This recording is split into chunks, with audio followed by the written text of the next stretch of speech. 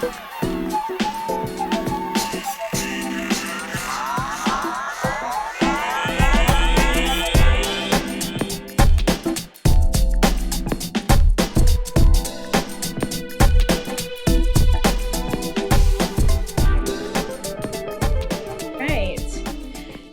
you so much for joining us today. Welcome to what I think is the fifth installation of the A Better Conversation speaker series from Arts Business Collaborative. My name is Veronique Ignis, and I am the Associate Director of Research and Strategy at ABC, working within the research department, Rising Tides Research Institute. It's such a pleasure to be on the call with the both of you today and to be engaging in this conversation. What is arts practice and self-care strategies and anti-strategies in the wake of COVID-19? So I want to share a little bit of context for why we are on this call today and what we'll be getting into. Our research team at ABC has been for the past 10 months working on an ethnographic research study looking at the conditions that artists, arts businesses, arts nonprofits, specifically those serving communities of color and led by communities of color, what they were facing both before COVID and during COVID. And what's coming out of that is that we are all facing some serious systematic issues in the creative economy, but that are replicated or oftentimes upheld as well in how we build our businesses, what our business models are, how we look for funding, and ultimately what that means for how we engage in our creative practices, but then how we also execute on those for ourselves, our personal selves. And so this speaker series as an event has touched on so many things over the course of its existence on arts activism, economics and land management, how we monetize issues of property and cultural production, and as well as how we leverage our assets and our resources within the communities that we have, right? Our understandings of selves and our cultural identity. So that's what we're hoping to get into today. So with that, I'm gonna pause and let both of you introduce yourselves and speak to us a little bit about who you are, what your background is, and what are your basic understandings of what it means to engage in self-care. Should I start? Cool. So hi, everyone. Thank you so much for letting me be a part of this panel, and thank you so much for attending this panel tonight. My name is Lauren Oliver, and I'm a photographer, a dedicated community member, as well as an instructor, a teacher. I think self-practice, self-care and arts practice are sort of mutually tied together. My beginnings with art and with photography were very much tied to an emotionally turbulent time in my youth. And so art was always a therapeutic window for me to express what I was going through, because at a young age, I didn't really feel like I had words to describe or people in my life that I felt comfortable speaking to about the things that I was experiencing. And the camera sort of acted for me as that person, and also acted just as like a meditative state for me to work through a lot of the questions that I had, and find those answers. So for me, both of those things, my creative practice really aids my healing practice and my self-care rituals.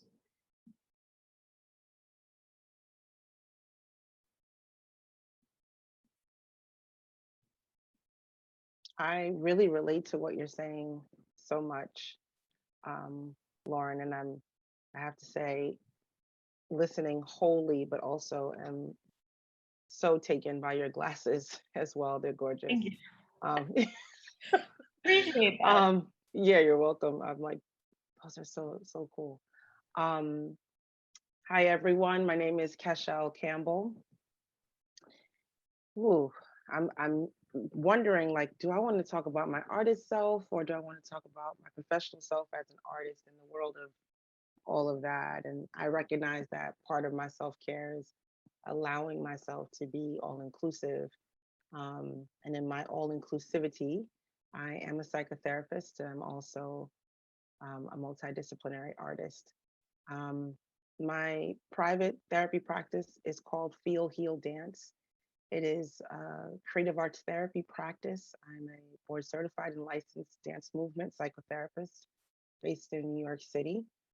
Um, I involve integrative healing such as Reiki and spiritual counseling from a Christian perspective into my work.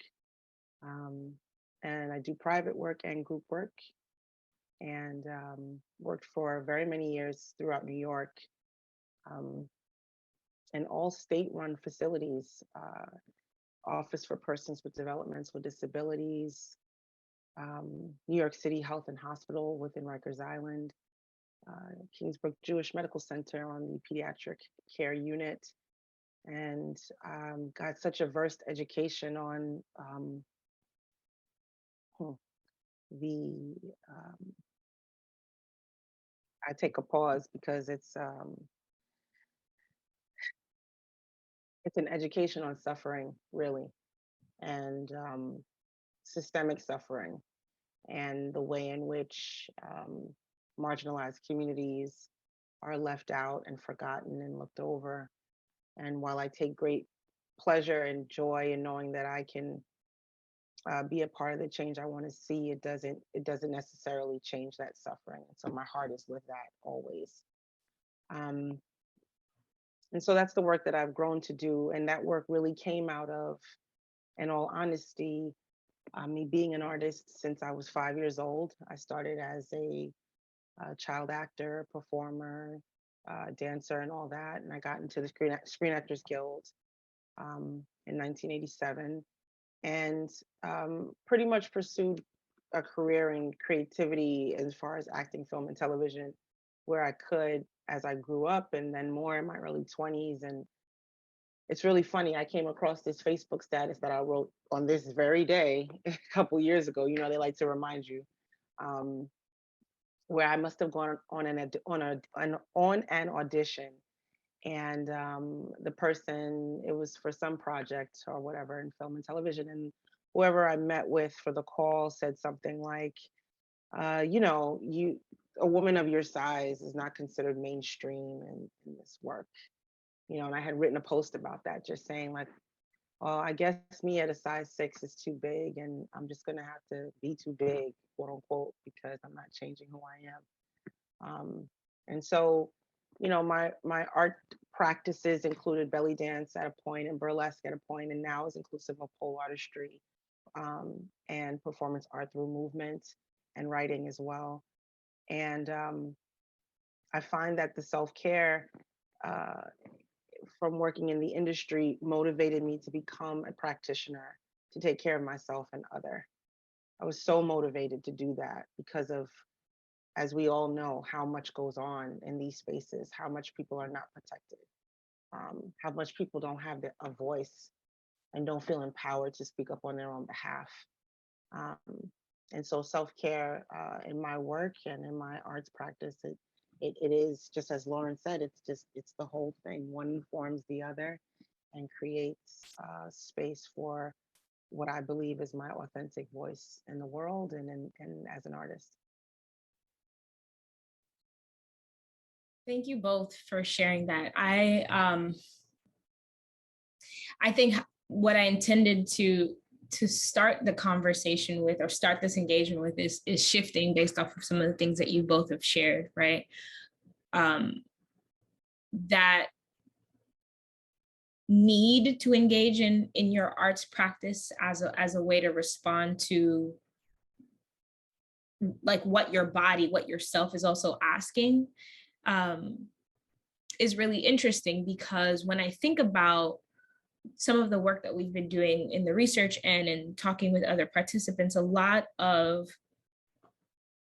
what is being shared back to us, right, is that there can be, I wouldn't say there often, but there can be a tension between what it means to practice in your art as a response of what you need or what a community needs, or what the work is asking of you, and then what it means to engage in your art as a form of like financial generation, your economic self, right? Those more basic needs of like, I need to pay these bills, and I need to, you know, I think about in my case, like I need to have the credentials in order to support the validity of what I know that my art is saying. So a little bit of context, I'm a dancer. I'm also in school right now for a PhD in public health. And so much of what I do is intermingling both. But I can't necessarily do that in the spaces that it needs to be done unless I have this degree. It's not that I'm not passionate about the degree. I just know that there is a real need for it, other than just me making a decision to go after it. So I want to maybe start there instead, to talk a little bit about how you unpack that. You know, what does it mean for you to engage in that kind of way, or to respond to those type of tensions? And then what does it look like for you to build a self-care strategy as a response of that?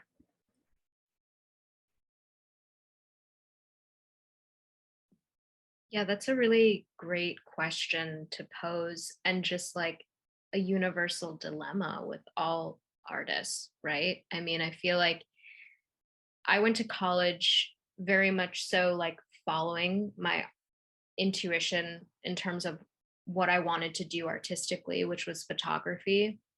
And then when I left college, there were like the impending bills to pay back. There were the concerns of my parents that were like, what are you going to do with this degree you just spent X amount of dollars with?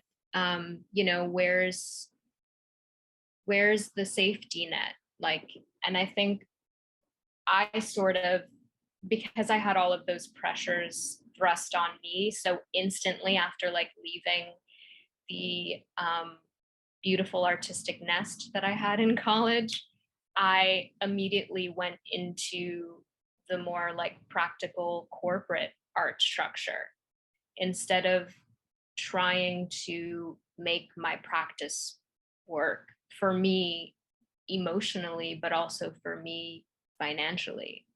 So that sort of changed the course of my relationship to art for a very long time, until honestly the pandemic, which like turned everything up on its head. Um, and then the practicality of my day job being in a corporate structure, an office from 9 to 5, like unfortunately I didn't have that anymore. But I did have my practice to sort of help me deal with the aftermath of having my whole life shaken up. So, I mean, it's tricky for me because it's like earlier this afternoon, I was reading this piece of writing that I came to during the pandemic that my mentor gave to me, that it's called Letters to a Young Poet. And it's written by Rilke. Might be pronouncing that wrong, so take it easy on me. But in the writing, it basically says, you know, you need to think inward, not outward. And I know that obviously, like, there is a big pressure to figure out, especially living in New York City, figuring out, you know, A through Z, your life course, and the financial portions of it all. But sometimes like that doesn't fit perfectly into the puzzle piece that is art and being an artist. So like for me, having these conversations and like participating in this research study was like delving up so much of that for me and thinking about it, that I don't think I have an answer truly, but I'm happy that we're discussing it now, and that hopefully like I'll be able to build on that. So I just wanted to immediately share that.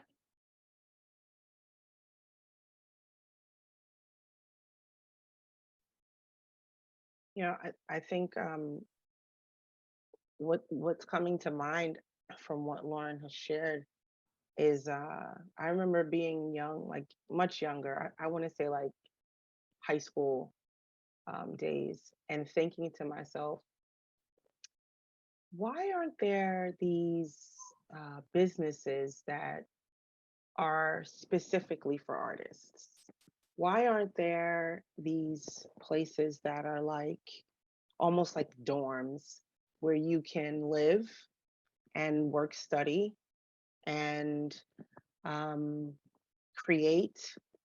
And I'm not thinking like I think of places I know of like Covenant House or something, right? But I'm thinking of like a massive, like almost like a college would be, where once artists complete their schooling or training or whatever, they can have working world experience as an artist, but this bigger container kind of supports them in a way, right? With obvious qualifications to be there, so no one's just hanging out, right? But just I've always been thinking about, before I even began to engage in a career seriously, why isn't there an infrastructure for artists to be great the same way that it is for athletes to be great, right? And there's sponsorship for them, and all of this, and and then in some ways it fails them because they're wearing the flyest gear on the field but are hungry in their dorm room. I get it. But I think about that tension that you touched on, Veronique, and it's almost like I wonder, is pain required for me to be creative? Do I need to have pain? Do I need to go there? Because most of the work that I've made that I really love, I can't say that it was made from pain at all. I think it was made from my hope and persistence of joy of what I wanted to see, and the vibration of the pain was with me in the process, but it wasn't like my focal point. And again, there goes that tension, you know. Um, but I think that you know I recognized very early in my career that, first of all, I did not take myself very seriously in high school. I didn't take myself seriously in college, due to um, issues with abuse and emotional and mental abuse as a young person. I didn't know it then, but I had some self esteem problems. And so I found myself being really creative and spontaneous, but not really having any core confidence underneath that.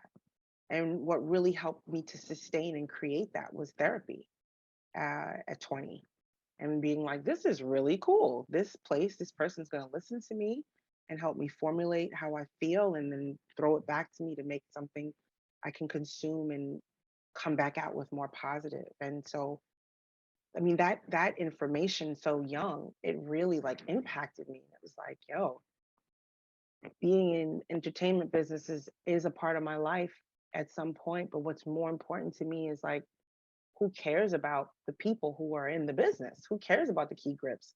Who cares about the actors? Who cares about the dancers? Like, who's taking care of their heart? Where's that big container? And I think that actually, I'm feeling like butterflies in my stomach because I'm really excited to be having this conversation. But I think that so much of that is the tension that I live with as a creator and potential healer. I'll say potential because I don't live in the sky. I'm down here with everybody else. So I'm a human helper. Um, but that's the tension that inspires me when creating and pursuing how to assist this process that can be um, so one-sided. People, last thing I'll say is that I think about that tension in our society a lot. Again, so many artists, we've seen them, they starve, they pass away, they harm themselves from not having this like overall support. And then these are the same people, when we were all locked in the house and couldn't come out, what would we have done without music and movies and like, how are we the central but yet the centralized that's just not cared for at the same time. And I think that that tension is something that's always on my mind, um, just in general as a person and just as a creative.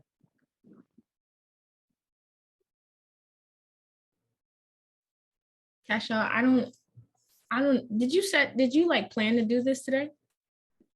You just, I don't even, Lauren, I'm just gonna let you jump in because No, I feel the same way. I was everything you've said so far, I'm like, that's beautiful. I hear that and I feel it so much. Like what you were talking about with your what you've created being out of optimism and joy and hope was just I like I have a sketchbook right next to me so I can like write down stuff that will that speaks to me, that is emotionally resonant to me, that will serve as mantras for me on like darker days. And I'm gonna take a minute to write that down because I really felt that. So thank you for saying that. yeah, I have goosebumps listening to you describe that because I think, especially today, right? So much of what the like feeling of production is this need to like, I need to produce something, I need to put it out. If I'm not doing that, it's not enough. Complicate that with like, what does it mean to be a person of color creating and producing and making? And then deciding at some point that like, well, am I creating something that is even resonating with who I am, and not just like who I am in flesh, but like who I am body, mind, soul, right? And I think what you're saying is giving me the shakes in that sense, because it's a question of, yeah, so much of my work might be perceived from the space of these are experiences of pain and trauma and questions, but where really am I pulling from, right? Nobody's trying to sit in their trauma and always have to tap into that in order to produce.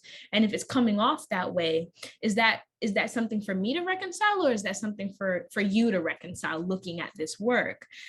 So I think that you saying that like, I don't even know if I was creating from that space for real, but rather from a space of just what is the hope of joy, right? The aspiration that there is another world that I see that I can manifest in this way. Yeah, this is not profound for me. I'm just repeating what you're saying because I'm trying to connect why I feel it so deeply. Yeah, I'm gonna sit with that. It's I appreciate both of your reception. I do, because like minds, like things, and it's dope because we're vibing. I want to say this too, especially on the self-care piece when we talk about that COVID era that we're still in and all the things that came out of there, right?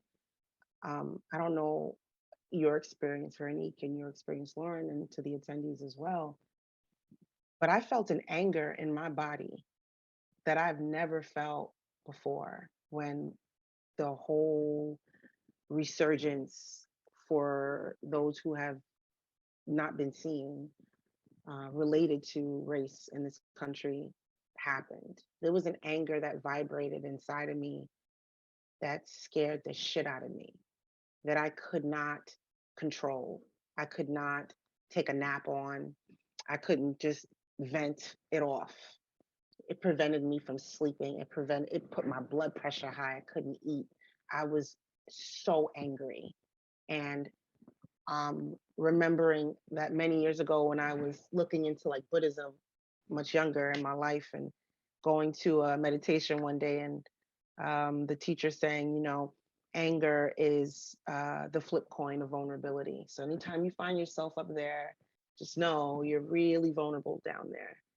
And it dawned on me that in collection, myself, people of color, Black people specifically, BIPOC people, have been made to sit with this um, degrading sense of anger that's a projection, actually, but it's embodied in us, in our community, in our food, in our language. and it is so destructive. And I from a creative space, I felt like, oof, what am I going to do with this? Because I feel like I'm going to lose it, you know. And I reconciled that I have to heal it. Then my self-care became, I have to heal this racism experience, right? Because there's the active part of it that's outside of me that I can't do anything about, that may still be here, but then there's a part of it that's living in here, and I need to touch it. I need to see it. I need to piece it apart, and I need to heal it, and I need to have words for it, and hope for it. And how do I do that? I don't know what that looks like. And I just took up beginning to self discover self care, specifically around racism. And I think that one of the things that has helped me as an artist and a person the most when we talk about the tension is my education. And I think that education for BIPOC people is such a self care act of rebellion at the same time. That you are allowing yourself this time, space, and opportunity to put something inside you that just keeps growing, and the access to that just keeps changing and reverting and understanding and connecting you with people. And it's such a rebellion. And so I just wanted to mention that also, just about like where we land and where we find ourselves, and in the trappings of this external world that is so suppressive and oppressive. um, I don't want to respond with my anger. I want to respond with my compassion for me, and let that be how I care for myself. And whatever happens outside of me is literally outside of me.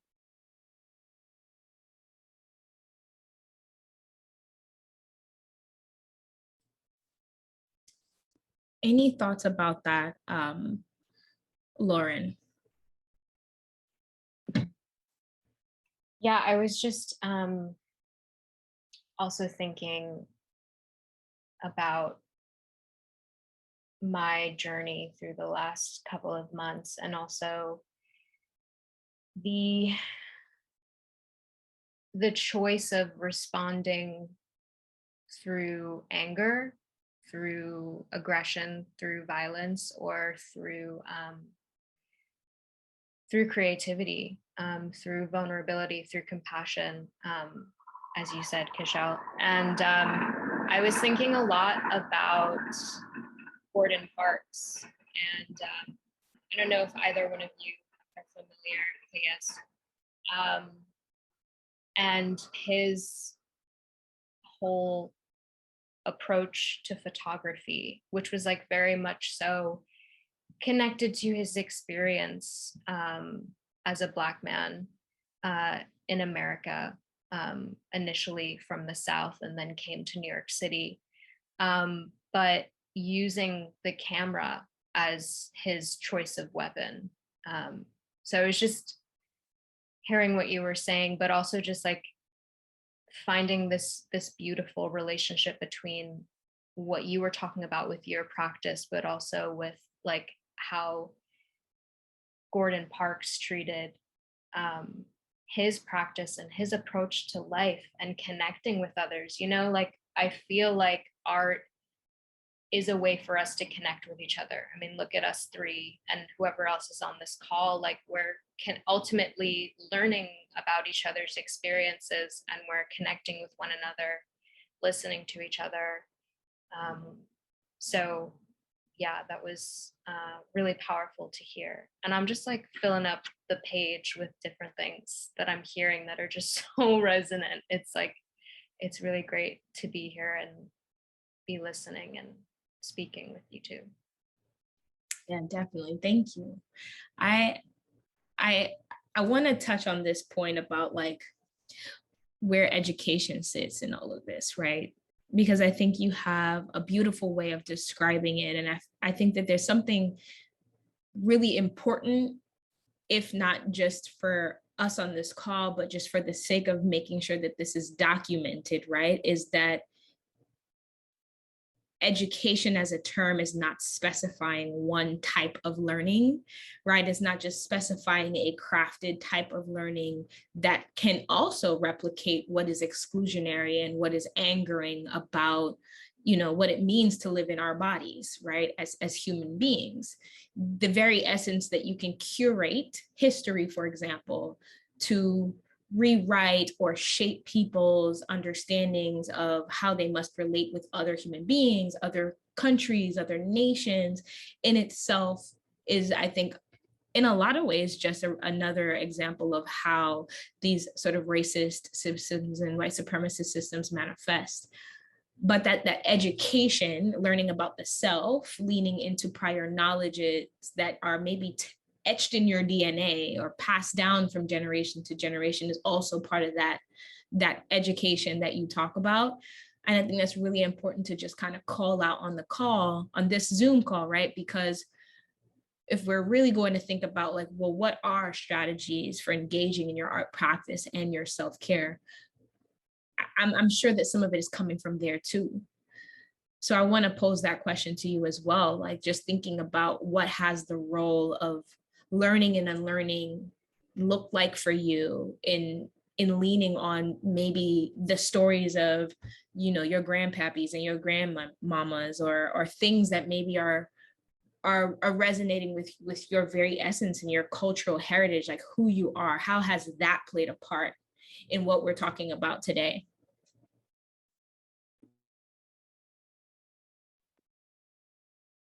First, I have to say, I love, Lauren, that you brought in Gordon Parks. And, you know, and also thank you, Veronique, for expounding on the education piece, because yes, you touched right on the heart of it.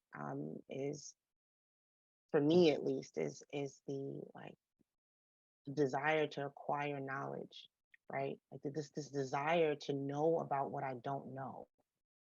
That's the heart for me of the matter, is to and I mean that's such an endless journey, because I don't know anything in the scheme of like everything there is. I know nothing, right? And I think of Gordon Parks, how the first time I came across his work was in Love Jones when I was in high school, and I was so taken away with now knowing about people and a community and a perspective that I had no former knowledge. Um, and I think it's identifying. My desire is to more readily love myself into, and then also assist those that I serve as a therapist into nurturing that spot right there, that desire to know what you don't know. Because in there, I'm not a consumer. I'm having an experience, and I'm experiencing things to deeply inform me about myself and the world around me. And it doesn't require my opinion. And I think there's a level of humility in there that is so nurturing to the soul, to the person, to the self, to the mind, to the ego. I think it puts the ego in check automatically, because again, we'll never know it all. Um, but yeah, I think that particularly in my family, oh gosh, you know, my family comes from Caribbean and South America. My mom is Guyanese and my father's Jamaican, and my father's Cuban. And um, there's so much history in each of those places. I have so much work to do um, to just catch up to all of it. And, their migration stories individually as people has, I think for me, I just put it on me without even thinking about it. Because for me, their stories let me know from an early age that nothing is given to anyone. You have to acquire. And now you have people who could acquire, they could take it, and some people could steal it, some people could earn it. But I was inspired by these people that I'm lucky and blessed to call family, who wanted to know more, who wanted something else, who wanted to know more and didn't even know anything about where they were going. I mean, like, I'm trying to get to a place in my artist life where I like travel the world and do my whole Anthony Bourdain thing. And I'm like, well, I don't know. you know, and here these people came with family, right? Never been here before and was like, this is where we're settling. I mean, that takes a lot of guts. Um, so I'm very inspired by that. And I think about some days when I'm having a tough time, I do think about what was their toughest day like without all the ease of access of the things that I have, like the internet and sanitary napkins that I can stick to my underwear versus wearing a belt with it. All of those things, all the ingenuity that my generation was offered, that they plugged through. I think there's something about that continues to definitely nurture me as a person. I completely agree with what you're saying. I often am in complete gratitude for the migration that my family made here, that my grandmother and grandfather made here, and the sacrifices that the countless sacrifices that they made to get our family to where we are at and to get ultimately to who I am today. I would not be here. I would not be in this state if it weren't for them. So I constantly am thinking about that and my ancestry. And I had this moment last week where I was going through old images like we all have in our familial archives, and this like great emotion of sadness just like fell over me because all of these photographs, like I could feel the the memory of these people fading away from me, and how like we have to do work to remember who these people are and to carry their traditions forward. And it's a little bit overwhelming, but it's something that needs to be done, that we need to continue to work on. My experience in terms of education in the pandemic, I had to do a lot of unlearning. I had not just personal but professional, historically, and that's an ongoing process for me. And what I've been doing artistically is looking into names that were specifically left out of the art historical Western canon and looking at their paths and their life and their stories and studying them. And that's really been nourishing me in a lot of ways. And so I mean, Gordon Parks is one of them, and even though he is an iconic name in photography, you could go like your entire photography education hearing that name, but not really understanding the full breadth of his career and also the legacy he's left us all as creative people. And so just having that acknowledgement and dedicating myself to understanding it and putting that towards how I approach the world, but also just my creative practice and process. So yeah.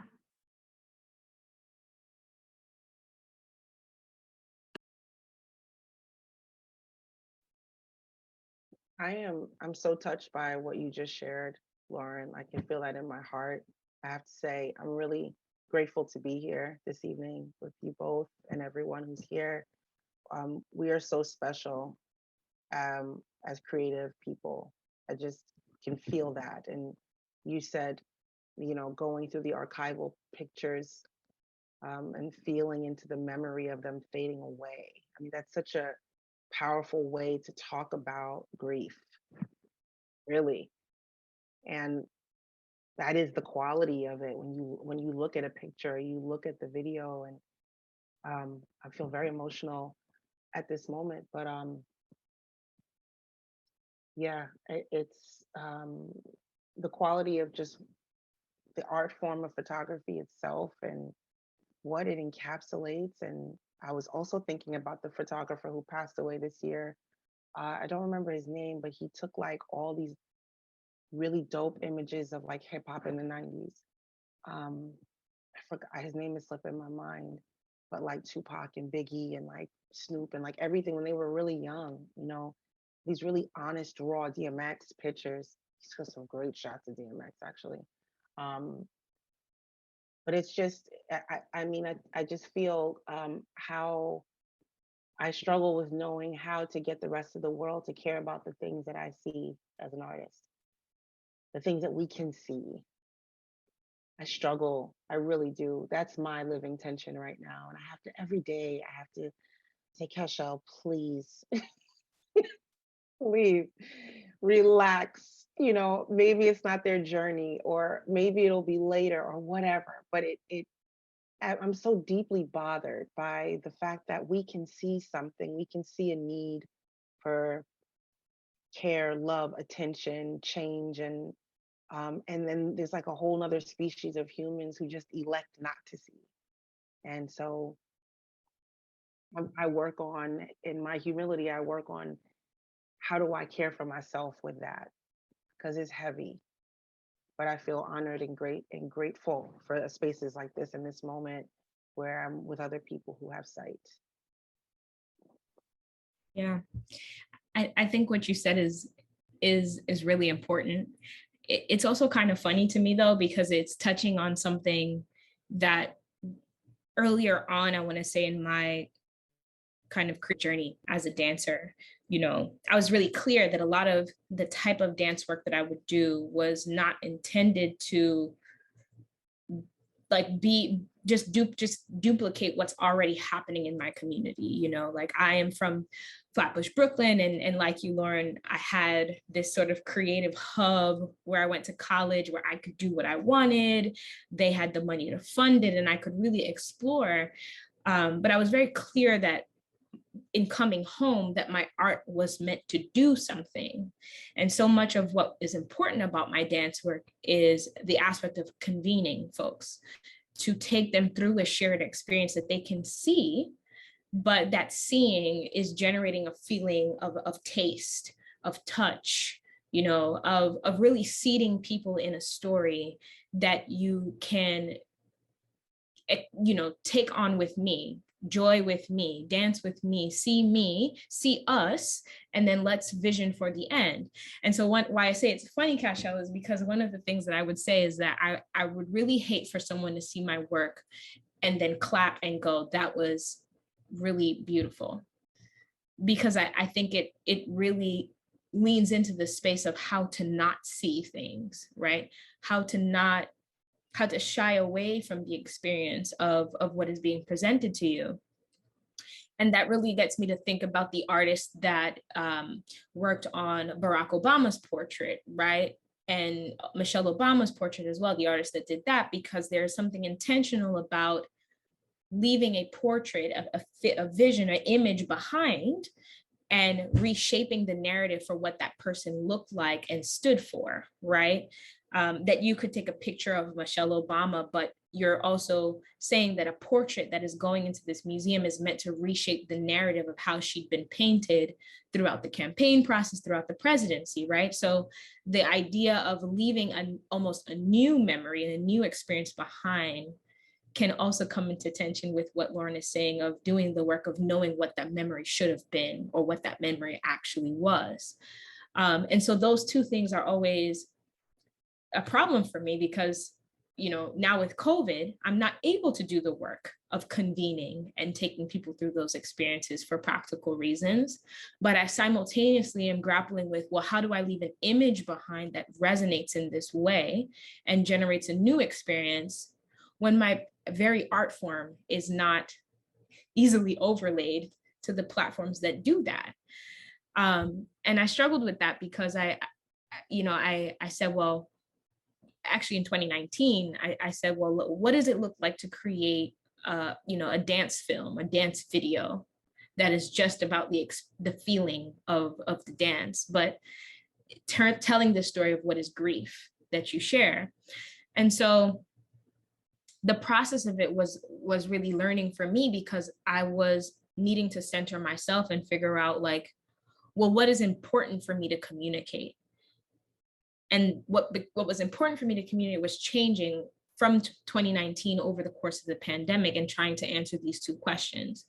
And I know that I'm not the only person that goes through that, but what really it comes down to was just that, like, you have to kind of decide how much of yourself you want to give, and how much of the story you want to be a part of. And I don't know how we decide those things. I don't know what the strategies are that help us do that. I probably could easily point out what doesn't help us do that, but I wonder, for the both of you in your practices, how that experience manifests. How do you grapple with all of those things at once? Because they're happening in tandem.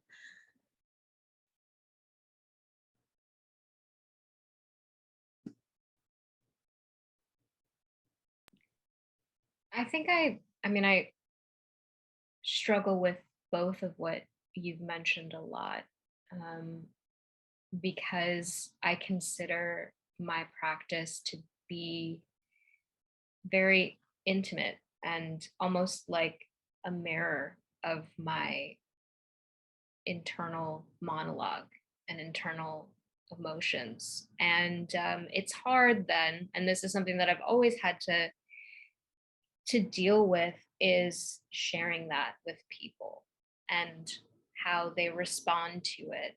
And when I was younger, a big part of me was just like, okay, people don't get it. It's, it's them, it's not me. It's, I don't, it, and I've had to do a lot of work on then, like, hiding everything that I do. Um, and then slowly bringing it back into the fold. And it's like interesting because throughout the pandemic, like in the beginning when we were all in quarantine in our homes, like the only thing that I knew to do to deal with what was going on was to make work. And I was making it, and I was just impulsively putting it online. There was like a really interesting response. And I'm thinking about what you said, Veronique, about, if someone comes away from my show and says that was really beautiful, that's not, they didn't really take away the experience that I was trying to create for them.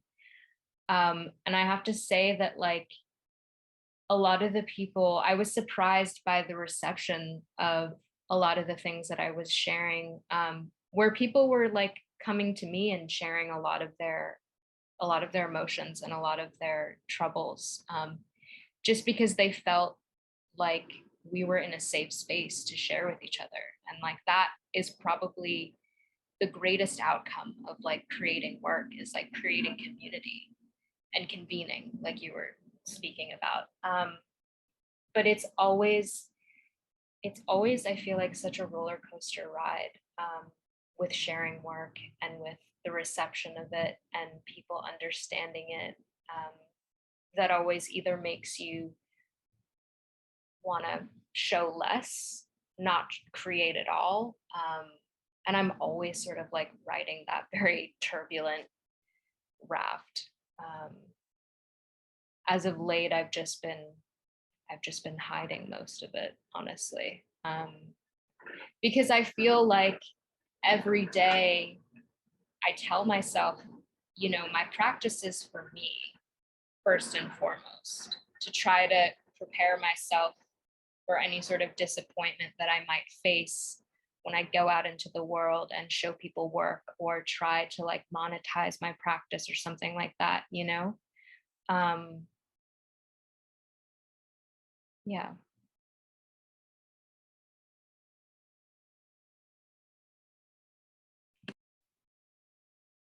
That resonates so much. The part where you said, my practice is for me.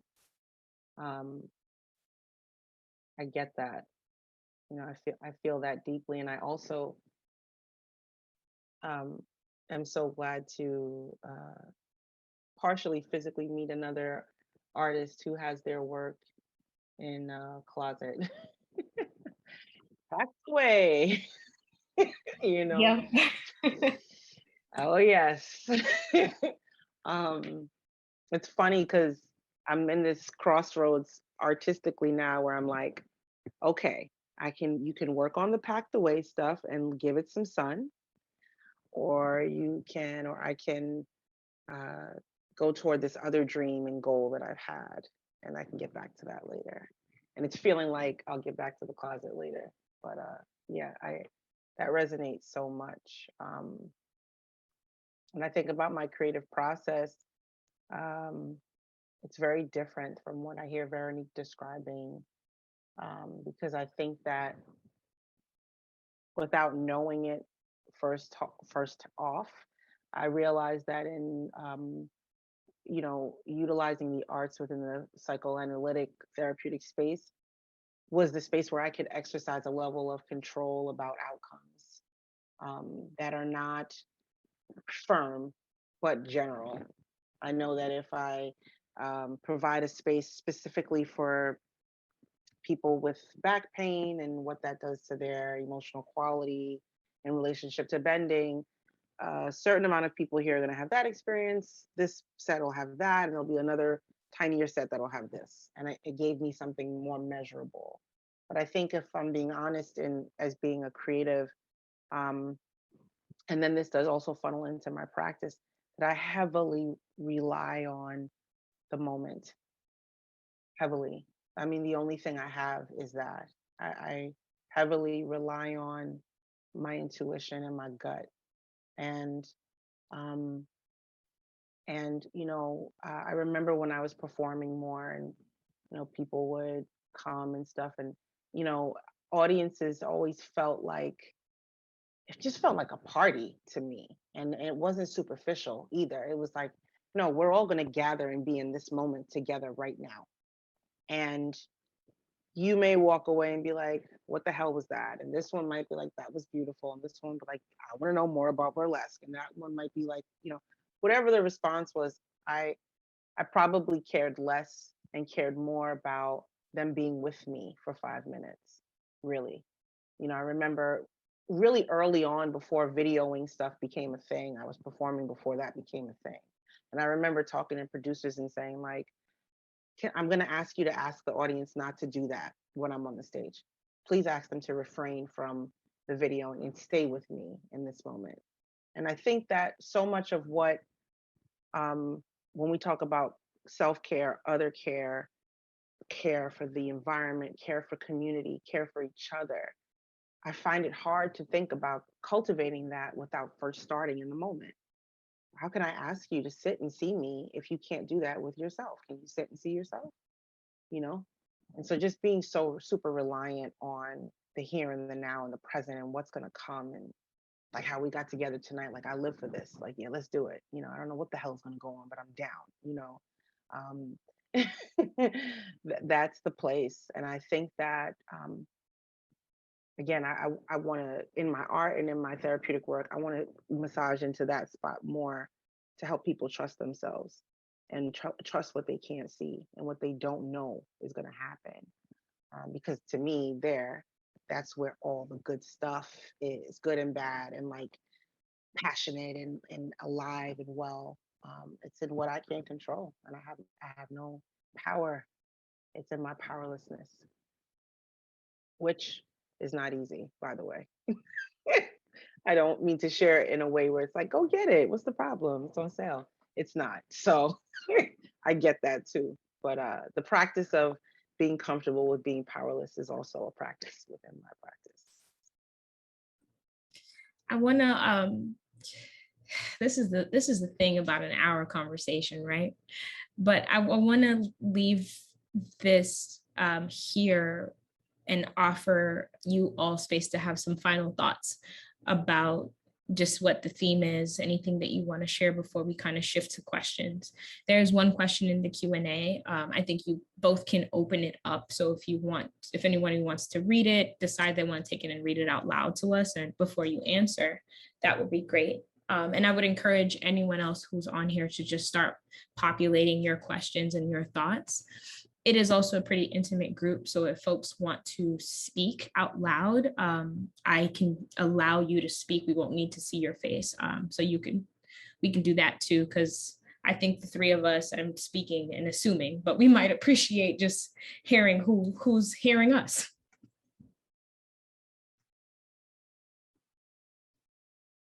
Yeah, so final thoughts, y'all.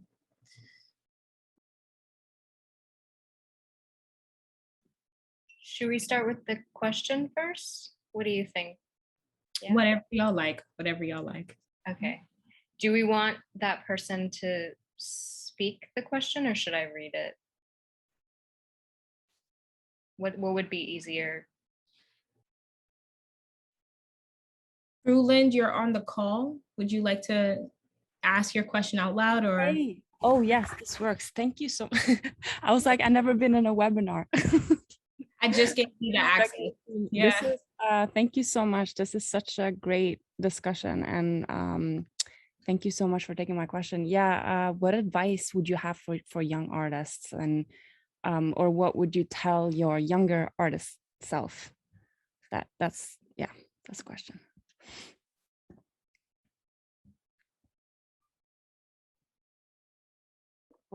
Lauren, you want to go ahead? You go ahead. This is going to be a gross example, so don't personalize the person. Just kind of get what I'm saying from the action of movement. But if I could tell my younger self something, I would tell her to Kanye that shit. Just go. Just go. Don't give a damn. Don't care who think. Don't. Just do it. Whatever you're thinking and percolating on, just go and do it. That's it. And be like a little close to an asshole about the reception. You know, don't even care. Don't even care. Get it out. Get it all out. Because then there'll be a moment for reflection. And then that reflective moment can bridge all the things that matter, you know. But I think sometimes for artists, myself, in my experience, it's the delay in expression that can cause some frustration and self-doubt and distraction and procrastination. And you know what? No, I'm not going to do that. I'm just going to get a job and do that. And then I'm at this job and I'm fantasizing about what I really want to do every day, all the time. You know, just go and do it. And the obstacles are a part of it.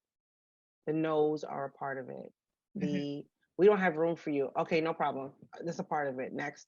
You know, it's literally for my younger self, I would tell her, just keep going, and everything that gets in your way, just go around it or climb on top of it or whatever. That's probably what I'd say. Nice. I'm on top of it. Yeah. I agree with that entirely. And also what you were talking about previously about following your intuition. I had the opportunity the same week that I was looking at my family's pictures, I was looking at some of the first photos I ever made when I was like learning about photography. And that was when I was in high school. And I just felt like so overwhelmed by like how little I saw myself in that time in my life. You know, I could remember making these images and seeing them and being so disappointed at my lack of skill, at my lack of artistic eye and aesthetic. And then in my 29-year-old body, looking at these pictures and these contact sheets, I was like cheering my 18-year self on. I was like, these are good, Lauren, like you were doing it. And I became sad because I had no idea when I was 17, 18 that I had it all along. You have it, you know, you're born with it. And you just have to nourish it and follow it. And I needed that confidence and, I've been doing that time traveling and thinking about like future Lauren, like 10 years from now, like what would she want to say to me now, like constantly checking in with her at every stage of her life. But yeah, I would tell myself to have confidence in you and who you're gonna be and develop into, and to trust in the process, right? Yeah. So that was a really good question. Oh, that's great. Thank you so much. That's really great. Yeah, I co-run a dance program for youth in detention centers, in and out of detention centers. So this is really great advice. Thank you so much. That is so interesting that you just shared that you do that work. Yeah. Kesha, would you like to offer some more context to your work? Oh, Yeah. Go ahead. Go ahead. oh no, please go. Yeah. No, this is so great. Thank you. I'm just really excited. Absolutely. about this conversation. Can you share a little bit more about the dancers that you're working with? Oh yeah, no. So we started the program about 7 years ago. It's mostly dance mentors who specialize in flexing, which is a dance style that came from Brooklyn, or it evolved, I would say, in Brooklyn, but it originated from dancehall. So yeah, it's a lot of events, it's a lot of battle dance. Yes. Yeah, so it's a lot to it. I would drop the Instagram in the chat, and I would love to stay in touch. And also, Yes, I'm yeah. looking up the website because I see it on your picture. I'm looking Oh, at it right awesome. now. Yeah, this is just really a great conversation. And if the recording can be shared, I would love to share with the students and the team. Absolutely. You'll definitely get a chance to have the link sent to you. It'll be on YouTube. I'll share all of those things later, but yes, it'll be public. So while Kesha is doing that thing, I want to briefly just say that I'd love to just be a part of answering the question, because I think that the young artist me was also an hour ago. So what I would tell, what I would tell all of the past versions of me is to offer me the same grace and care that I so diligently offer for other people. Because I think that along the way, I got very good at seeing what I could put into a space, and how I could hold a space and share and collaborate and witness and do so much of that, that I was not doing it also for me. And that is stifling in so many ways for your creative practice. And it also helps you to very easily stop creating. So because you lose sight of what Lauren shared, right? It stopped being about also me. So I want to put that in the space as well. Yeah, no, that's very, very important. You know something, Veronique, you sharing that, you know what it just made me think of?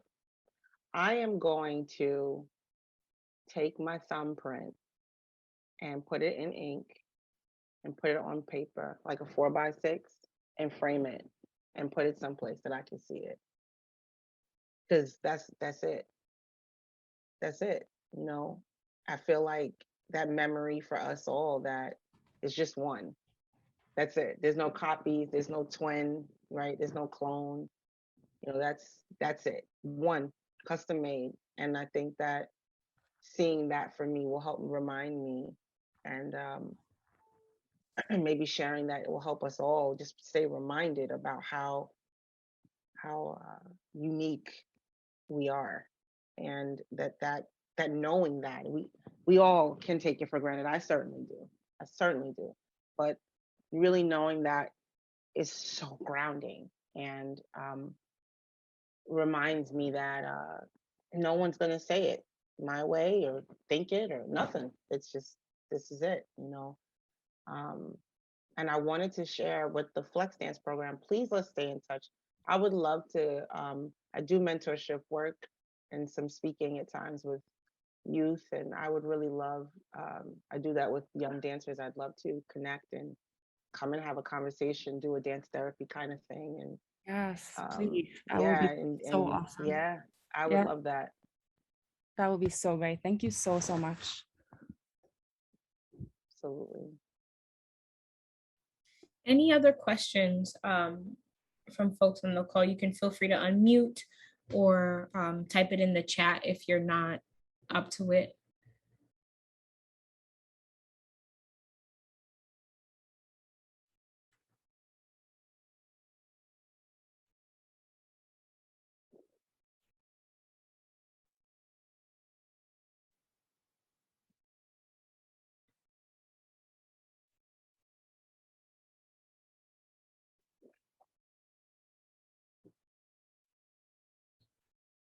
All right. So if there are no other questions, I'll turn it back over to you all, Cashel, Lauren. Thank you so much for everything. I'll let you guys share your thoughts or anything you want to share in this moment. I'm just so in awe of the both of you and everyone that has been on this call and added to the energy of this, you know, webinar.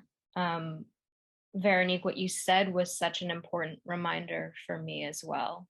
You know, putting in that energy to myself that I so often give to everyone else. And also, Kishal, what you mentioned about the thumbprint and about that visual and waking up with that and going to sleep with that.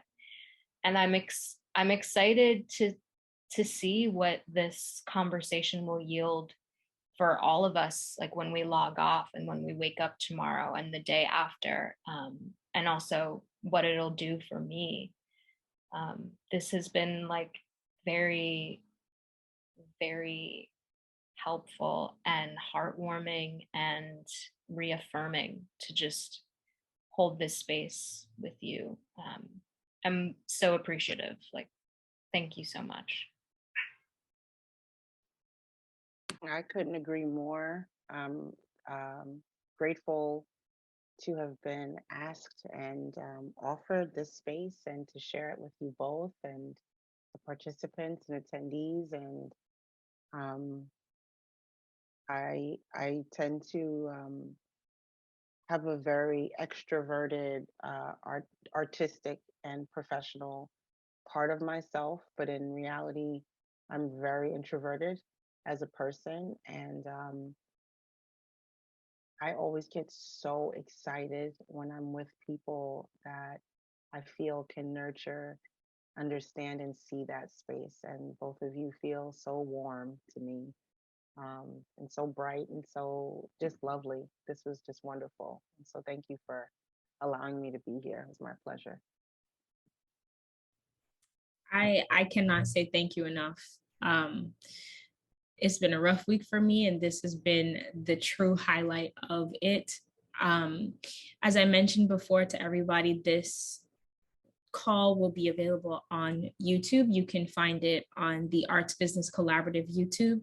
But if you want to binge watch all of what's coming out of the research team, there is an ABC Rising Tides Research Institute YouTube channel as well. And follow us on social media, Arts Biz Collab, where these clips will also be posted and shared, because everybody needs to hear it at this point.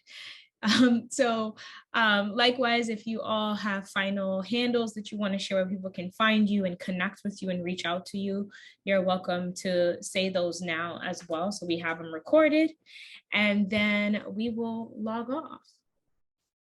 Sure. My Instagram handle is at LAYERS_of_cash,